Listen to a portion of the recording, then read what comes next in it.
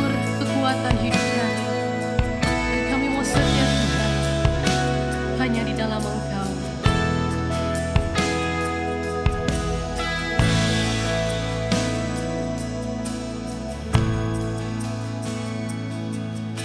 Semua karena anugerah-Mu hari ini ada. Bukan karena kuatku, namun karena Roh-Mu. Ku bawa hatiku, penyembahanku, ku semakin berkurang, Yesus semakin bertambah.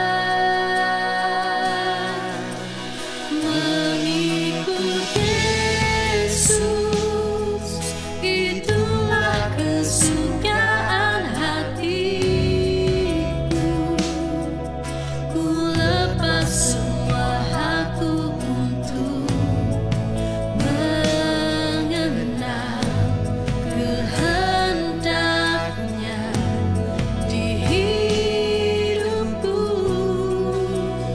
Mengiring Yesus, itulah kekuatan hidupku.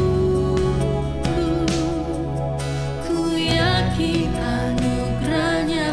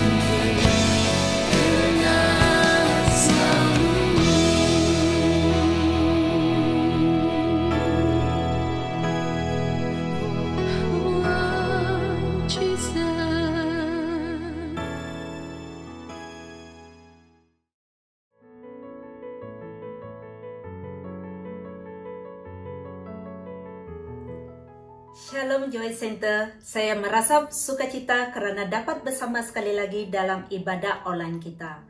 Memandangkan peningkatan kes COVID di seluruh negara, saya menasihatkan kita agar terus mengambil langkah keselamatan dan terus mematuhi SOP di mana saja kita berada. Pagi ini, saya akan meneruskan pembelajaran khotbah minggu ini, yaitu masih dalam subtopik Anchor.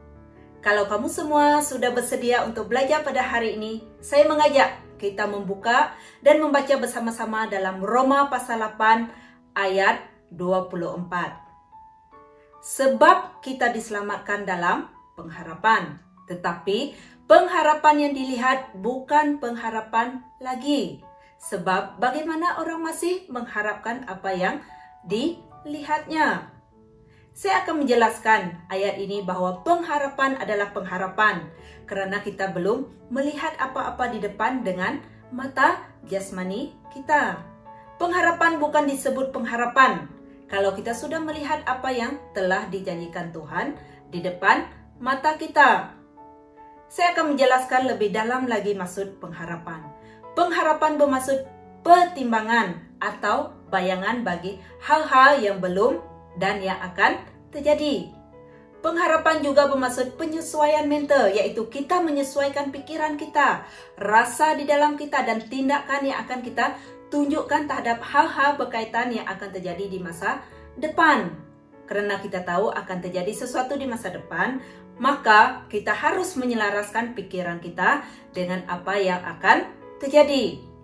Maksud pengharapan yang kedua adalah menantikan dan mengumpulkan apa yang baik dengan penuh keyakinan, dengan sabar. Di dalam Filipi 4 pasal 4 ayat 8 mengatakan, pikirkanlah, nantikanlah, kumpulkanlah semua yang benar, mulia, adil, suci, yang manis, sedap didengar, yang disebut kebajikan, dan yang patut dipuji. Hal-hal ini perlu kita nantikan, yang perlu kita kumpulkan. Melalui kedua maksud pengharapan ini, kita gabungkan kedua-duanya, maka pengharapan adalah pertimbangan, bayangan, penyesuaian pikiran, penyesuaian rasa, dan juga penyesuaian tindakan, sikap terhadap hal-hal yang akan terjadi di masa depan kita. Hal-hal yang belum pernah kita lihat. Pengharapan adalah sebuah hal baik untuk dinantikan di dalam sebuah keyakinan. Amin. Di sini kita belajar bahwa landasan atau dasar dari pengharapan adalah keyakinan, iman. Kita seharusnya dikenali sebagai pribadi yang sangat yakin bahwa pertimbangan kita, bahwa bayangan kita, penyesuaian mental kita, dan penantian kita itu semua akan kita perolehi dengan sangat yakin. Hari ini kita tidak melihatnya, tetapi kita sangat yakin bahwa apapun hal yang sedang kita nantikan untuk terjadi di masa depan, hal itu pasti akan terjadi. Oleh itu, layaklah kita menantikan hal-hal ini dengan penuh keyakinan, dengan iman. Sebuah keyakinan tidak akan muncul dengan tiba-tiba.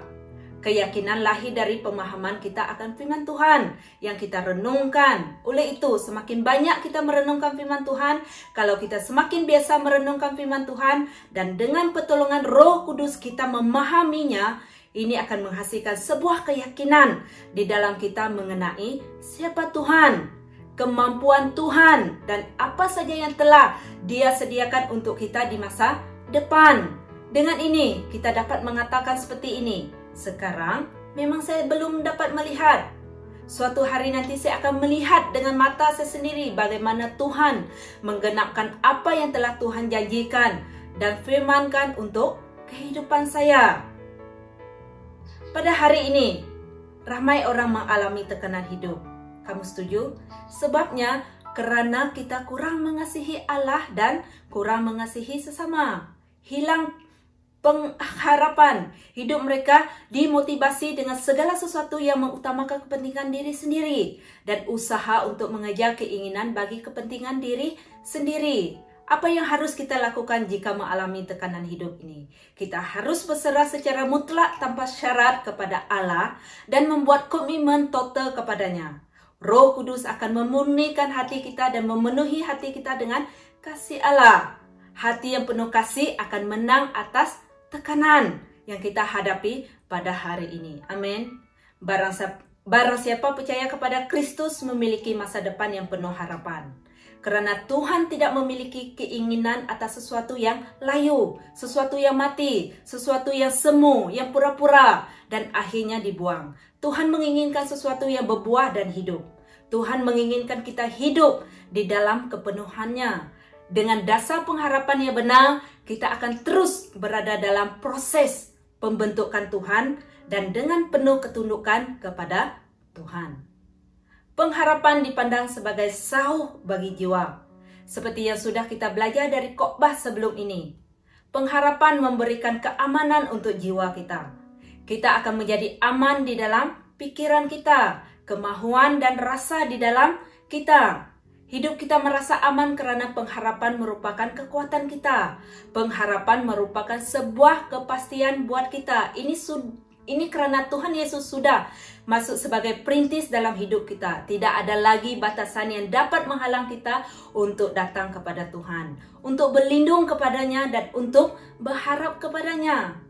Pengharapan adalah jangka yang kuat yang akan memberikan kepastian kepada kita bahwa di masa depan kita nanti akan ada keamanan. Saya ulang apa yang kita sudah belajar tadi. Pengharapan adalah sebuah pertimbangan, sebuah bayangan, sebuah penyesuaian mental, rasa, pikiran, dan tindakan, dan merupakan sebuah penantian yang kita kerjakan dalam keyakinan akan firman Tuhan. Tuhan Yesus sudah masuk dalam hidup kita. Dia menjamin kepastian bahwa di masa depan kita ada keamanan di dalam nama-Nya. Oleh itu, saat kita menghadapi apa saja dalam hidup, kita akan tenang. Sebab kita tahu bahwa pengharapan kita akan terwujud menjadi kenyataan. Kita akan memiliki dorongan untuk tetap berharap sehingga kita dapat menjangkau, kita dapat memegang apa yang kita harapkan karena Alkitab berkata, Tuhan tidak pernah berdusta. Amin. Saya akan melanjutkan khotbah dengan sebuah kisah dalam kitab di dalam Alkitab, yaitu terdapat di dalam 2 Raja-Raja pasal 4 ayat 8 hingga 37. Saya tidak akan membawa kita untuk membaca semua ayat dalam pasal 4 ini. Saya menggalakkan jemaat Tuhan membaca sendiri selepas khotbah nanti. Saya hanya meringkaskan kisah ini, yaitu yang bertajuk perempuan Sunem dengan anaknya. Perempuan Sunem ini merupakan wanita yang kaya. Dia menjemput Elisa makan di rumahnya karena dia yakin bahwa Elisa itu adalah hamba Allah. Bukan hanya menjemput makan, tetapi dia membuat sebuah bilik supaya Elisa boleh tidur di rumahnya. Elisa meminta Gehasi, hambanya, bertanya kepada perempuan itu. Jika perempuan itu ada permintaan karena dia sudah bersusah payah menyediakan keperluan mereka. Tetapi perempuan itu menjawab, saya tinggal di kalangan kaum keluarga saya sendiri dan tidak kekurangan apa-apa pun. Elisa bertanya lagi kepada hambanya, apa yang perlu saya buat untuk perempuan ini? Lalu Gehasi menjawab, dia tidak mempunyai anak lelaki. Lagi pula suaminya sudah tua. Dalam 2 Raja-Raja pasal 4 ayat 16, Elisa berkata kepadanya, pada masa seperti ini, tahun hadapan, Puan akan mendukung seorang anak lelaki. Dan hal itu terjadi seperti yang dikatakan Elisa pada masa yang sama, dia mengandung dan pada tahun seterusnya perempuan itu melahirkan anak lelaki. Selepas beberapa tahun, anaknya meninggal dunia karena berada di ladang gandum. Dia mengadu sakit kepala dan kemudian bapaknya menyuruh pekerja menghantar pulang kepada perempuan itu. Dan anaknya meninggal di pangkuan ibunya. Perempuan itu kemudian membaringkan anaknya di atas tempat tidur Elisa. Dia juga segera keluar untuk mencari Nabi Elisa. Jadi suaminya bertanya, mengapa harus pergi pada hari ini? Hari ini bukan hari Sabat ataupun perayaan bulan baru. Perempuan itu menjawab, tidak mengapa. Dari jauh, Elisa sudah nampak perempuan Sunem itu dan meminta hambanya Gehasi menemuinya dan bertanya tentang keadaan dia. Perempuan itu menjawab, semuanya baik. Setelah menemui Elisa, perempuan itu menceritakan segalanya. Elisa tahu dia sedang berduka cita. Elisa datang ke rumahnya dan kemudian anaknya bersin sebanyak 7 kali dan hidup semula. Dalam ayat 23 kita boleh tahu apa yang perempuan itu pikirkan dan tindakannya. Semasa suaminya bertanya kenapa harus pergi hari ini jumpa Elisa. Hari ini bukan hari Sabat atau perayaan bulan baru. Tetapi perempuan itu menjawab, tidak mengapa. Jangan risau, ini karena dari kisah tadi kita tahu bahwa yang pertama perempuan ini tahu bahwa Elisa adalah hamba Allah. Kedua, dia mengalami apa yang telah dijanjikan Tuhan kepadanya. Dia melihat apa yang dijanjikan Tuhan untuk mendapat seorang anak lelaki. Waktu perempuan itu mengatakan tidak mengapa, dia tahu bahwa akan ada pemulihan. Semuanya akan diselesaikan. Akan ada damai sejahtera dan akan ada ketenangan. Semasa berjumpa dengan hamba Elisa yang bertanyakan kepada suami dan anaknya, perempuan itu mengatakan semuanya baik. Semuanya selamat. Kita baca dalam 2 Raja-Raja pasal 4 ayat 26. Larilah menyongsongnya dan katakanlah kepadanya, selamatkah engkau? Selamatkah suamimu? Selamatkah anak itu? Jawab perempuan itu, selamat. Jika kita berada di tempat perempuan itu, kalau kita ditanya, adakah kita akan dapat menjawab semuanya baik, sedangkan satu-satunya anak sudah tidak bernapas? Dia ditanya, suamimu selamat? Selamat. Anakmu selamat? Selamat. Semuanya baik-baik saja. Dia mengatakan semuanya baik, semuanya selamat karena dia mempunyai keyakinan tentang janji Tuhan bahwa dia akan memiliki seorang anak. Tetapi apabila dia bertemu dengan Elisa, dia menceritakan semuanya. Dalam ayat 28 dia mengatakan, adakah ku minta seorang anak laki-laki daripada tuanku? Bukankah telah kukatakan, jangan aku diberi harapan kosong. Ini ayat yang keluar dari hati seorang ibu yang pedih hatinya karena kematian anaknya. Tetapi apa yang keluar dari mulut perempuan ini tidak menunjukkan bahwa dia hilang harap kepada Tuhan. Sebab kalau berlaku demikian, maka dia tidak mungkin dapat mengatakan kepada suaminya, tidak mengapa. Dan kepada Gehasi, oh semuanya baik-baik. Dan tidak mungkin dia akan mau berjumpa dengan Elisa. Kita harus tahu dan ingat bahwa kepedihan hati adalah wajar. Kekecewaan adalah wajar. Karena kepedihan hati tidak membataskan kita untuk berharap kepada Tuhan. Keadaan tertekan di dalam jiwa itu wajar, tetapi keadaan tertekan di dalam jiwa karena mengalami proses berat, persoalan dan masalah sepatutnya tidak menghentikan kita tetap berharap kepada Tuhan. Kita harus meneladani sikap perempuan ini. Jika ada masalah, kita boleh mengatakan tidak apa, semuanya baik. Amin. Seperti Nabi Ayub, kita dapat belajar dari kesusahannya, bagaimana dia berjuang di dalam dirinya, bagaimana dia bergumul dengan realiti yang dia harus hadapi. Tetapi satu hal yang pasti, Ayub tidak pernah berhenti meyakini Tuhan sebagai Tuhan yang benar. Di dalam kesukaran dan kehilangan yang dia alami, Ayub tidak pernah menyangkal Tuhan. Melalui apa yang kita belajar hari ini, kita harus merenungkan dan refleksi diri kita sendiri. Dengan segala kerumitan yang kita alami pada hari ini, adakah kita tetap berharap kepada Tuhan? Dapatkah kita membuat pertimbangan, membangun bayangan di dalam diri kita? Dapatkah kita menyesuaikan pikiran, rasa, dan sikap kita sesuai dengan janji Tuhan mengenai apa yang akan terjadi di masa depan? Apakah kita dapat menanti dengan sabar seperti Abraham? Karena kita telah memiliki keyakinan dasar bahwa Tuhan itu tidak mungkin berdusta. Sehingga kita memperoleh kekuatan yang mendorong kita sampai kita merangkul, mencapai, memegang harapan kita terwujud menjadi kenyataan. Kemudian Elisa menyuruh hambanya membawa tongkatnya dan sentuhkan kepada anak tersebut. Dan dia sembuh. Tetapi dalam ayat 30 perempuan itu mengatakan, ibu anak tadi mengatakan, demi Tuhan yang hidup dan demi hidupmu sendiri, sesungguhnya aku tidak akan meninggalkan engkau. Lalu bangunlah Elisa dan berjalan mengikuti perempuan itu. Dia mengatakan, demi Tuhan yang hidup. Amin. Joy Center, Tuhan kita adalah Tuhan yang hidup. Dia memang mati dan menyerahkan nyawanya untuk kita, tebus dosa kita dan pelanggaran kita. Tetapi kita semua tahu bahwa Alkitab menegaskan hari ketiga dia bangkit. Tuhan kita hidup. Amin. Perempuan Sunem ini tahu bahwa Tuhan yang hidup berkomitmen untuk menyelesaikan segala sesuatu. Walaupun dia dalam keadaan bersedih, pedih hati, tetapi dia tidak pernah hilang harap kepada Tuhan. Perempuan ini tahu bahwa Tuhan hadir untuk berkomitmen menyelesaikan apa saja, walaupun pandangan manusia hal itu mustahil. Perempuan ini sangat berharap kepada Tuhan melalui sikap dan tindakan yang dia ambil. Dia sudah membuat pertimbangan dan perhitungan sejak awal.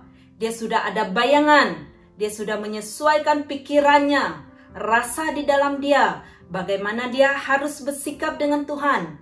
Dia menanti dengan penuh keyakinan sebab dia pernah melihat bagaimana Tuhan bekerja.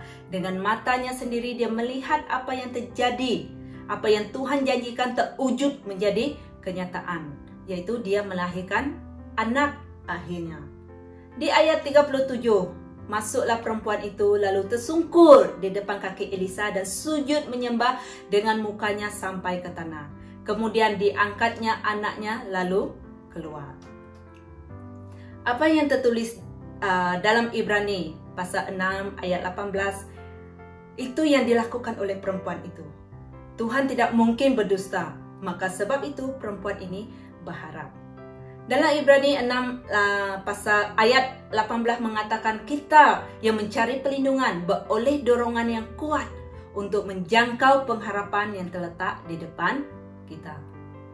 Supaya oleh dua kenyataan yang tidak berubah-ubah tentang nama Allah tidak mungkin berdusta, kita boleh mencari perlindungan beroleh dorongan yang kuat untuk menjangkau pengharapan yang terletak di depan kita. Perempuan ini di dalam pengharapannya kepada Tuhan meyakini Tuhan tidak pernah berdusta. Dia yakin bahwa dia berhak untuk menikmati janji Allah.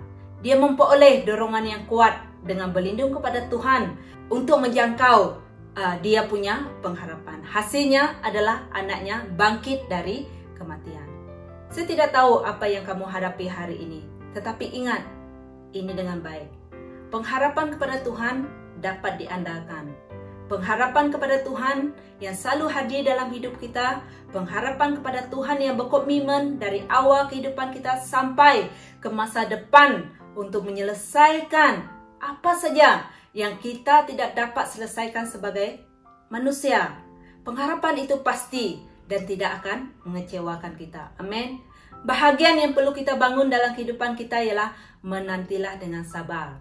Sebab semua yang kita yakini bakal Tuhan kerjakan dalam kita dan itu akan selalu terjadi. Persoalan utama adalah waktu Tuhan. Jika hari ini tidak tergenapi, kita tunggu saja mungkin esok, lusa, dan kemungkinan yang akan selalu terjadi adalah tepat pada waktu Tuhan. Kerana jika tepat pada waktunya, Tuhan akan bekerja secara maksimum sehingga apa yang kita harapkan akan terwujud.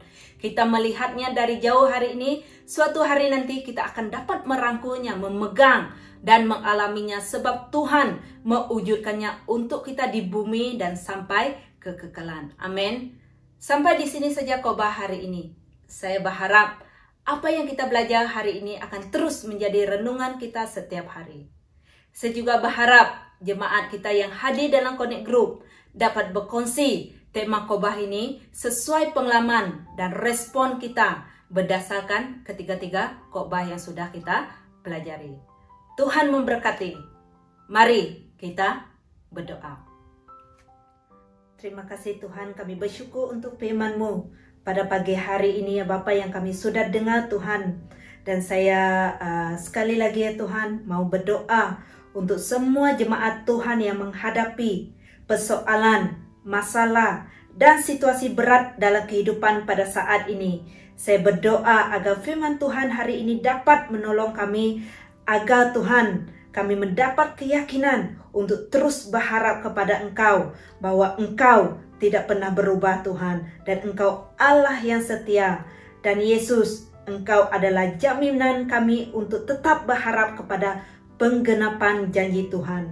Bapa, kami berdoa agar firman-Mu hari ini ya Tuhan dapat menolong kami agar kami mudah untuk meyakini perkataan Engkau dan menanti dengan sabar apa yang Engkau sudah janjikan untuk kehidupan, untuk masa depan kami Tuhan. Walaupun sehingga hari ini Bapa, kami belum melihatnya Tuhan dengan mata jasmani kami, tetapi suatu hari nanti Tuhan, kami akan mendapati pengharapan kami terwujud menjadi kenyataan, sehingga kami dapat berkata, Tuhan, Engkau tidak pernah berdusta. Engkau Allah yang hidup, Engkau tempat perlindungan kami dan tempat yang dapat kami andalkan, karena Engkau Tuhan dapat menyelesaikan apa saja dalam hidup kami yang kami tidak dapat selesaikan. Tuhan, saya berdoa agar iman dan pengharapan kami seperti perempuan Sunem tadi ya Tuhan, bersujud dan menyembah dengan remuk hati kepada Engkau Tuhan, karena kami telah melihat bahwa pekerjaan tangan-Mu yang besar, yang setia dalam hidup kami Tuhan. Terima kasih ya Bapa, segala kemuliaan hanya bagi Tuhan.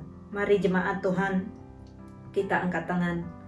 Berkat kasih karunia dari Allah Bapa, damai sejahtera dari Tuhan Yesus Kristus, serta persekutuan Roh Kudus menyertai kita semua, dan sampai Yesus datang kembali, di dalam nama Tuhan Yesus kami sudah berdoa. Amin. Amin.